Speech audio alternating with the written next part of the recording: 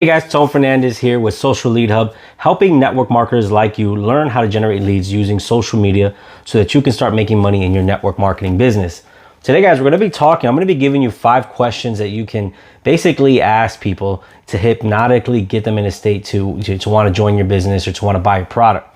We're going to get started shortly, and stay tuned to the end because I'm going to recommend another video that goes with this one about how to post on social media to uncover people's problems. We're going to get started in 3, 2, 1.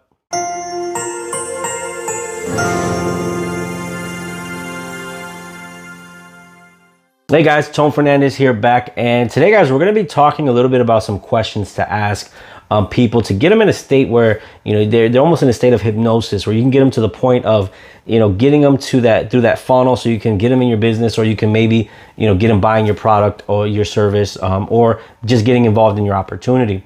Now, I'm going to paint the picture because before I got started, you know, when I first got started in network marketing, my biggest problem was that I used to speak at people. I used to talk to people, and I thought that having the, you know, all the facts, I thought that knowing everything, and I thought that presenting to everybody I came across was the answer.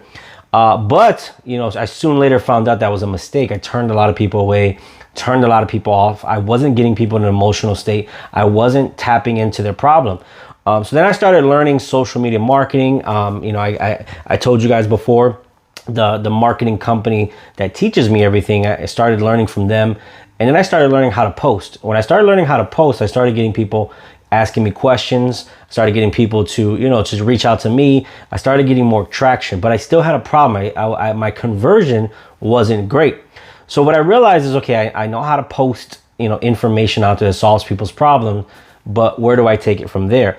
So the next step is something that I learned that actually allowed me to smoothly transition into just a seamless conversation that made it easy, that, you know, didn't have to acquire a lot of energy from me. The number one thing you got to learn about this method is you're letting the people talk so they can spill the beans, right? Because the more that people talk, what happens is they're giving you ammo so that you can say, okay, well, you said this, I recommend this, or you said this, here's this. And that's what you want to get people in a state of, right? Is get them talking. You're getting them to the point where they're realizing, oh, you know what?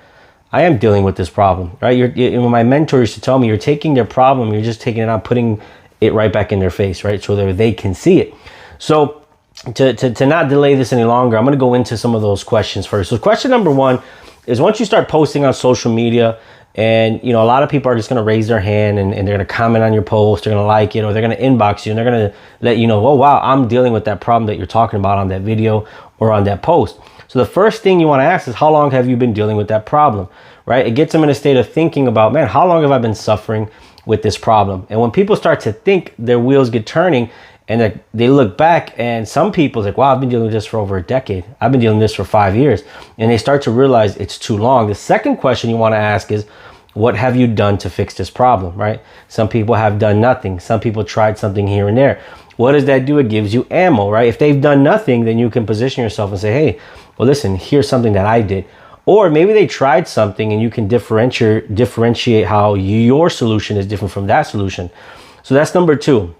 Number 3 is, you want to say, you know, what were the results? Were they good? Were they bad? How were they, right? You're dissecting to find the problem. If they did find something, was it their commitment to the solution? What was it, right? So you know which way to go with, you know, with your conversation. The next question you can ask is, who else is being affected by this problem?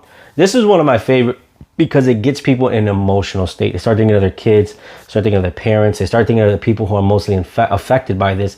And if they continue to do nothing, then those people are still going to be impacted by their decision, by the problem that they have.